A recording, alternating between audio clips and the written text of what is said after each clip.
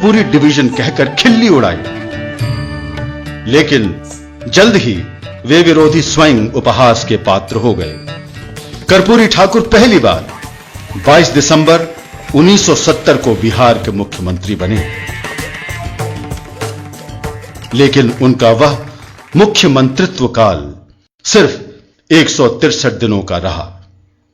इस अल्प अवधि में उन्होंने दो महत्वपूर्ण कार्य किए। पहला, राज्य में मिडिल स्कूल तक की शिक्षा मुफ्त कर दी और 5 एकड़ तक जमीन वाले किसानों की मालगुजारी पहली बार माफ कर दी।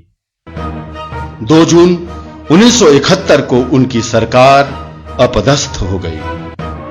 18 मार्च 1974 में बिहार में छात्र आंदोलन का विस्फोट हुआ।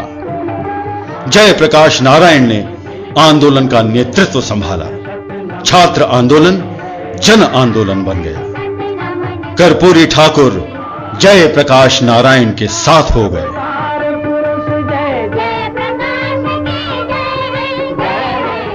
25 जून 1975 को पूरे देश में इमरजेंसी लागू कर दी गई।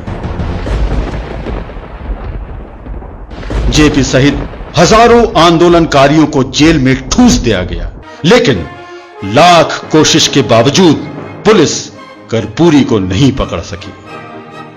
जनवरी 1977 में इमरजेंसी खत्म होने के बाद कर्पूरी ठाकुर जयप्रकाश जी की सभा में गांधी मैदान में गिरफ्तार हुए। जून माह में बिहार विधानसभा के लिए चुनाव हुआ।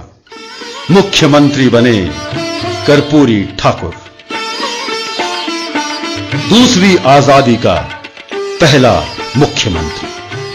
11 नवंबर 1978 को तमाम विरोधों के बीच साहस और संकल्प के साथ बिहार में आरक्षण लागू करने के ऐतिहासिक निर्णय की घोषणा कर दी। इसी ऐतिहासिक कर्पूरी फॉर्मूला ने 12 वर्ष बाद मंडल आयोग के रूप में देश के तमाम पिछड़े समुदायों को विशेष अवसर के राजमार्ग पर साथ चलने की राजनीतिक दृष्टि दी।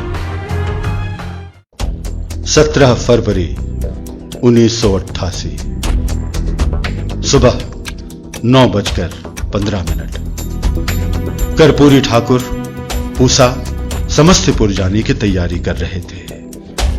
एकाएक हृदयाघात हुआ और अस्पताल जाते जाते उनके प्राण पखेरु उड़ गए। मौत की खबर फैलते ही पूरा देश स्तब्ध रह गया। लोग बाग निकल पड़े जननायक के दर्शनार्थ। अंतिम दर्शन के लिए भीड़ उमड़ पड़ी। कर्पूरी जी का पार्थिव शरीर अग्नि को समर्पित हो गया। बिहार की सत्ता राजनीति में सूनापन छा गया। ऐसा सूनापन जो सदियों में भरता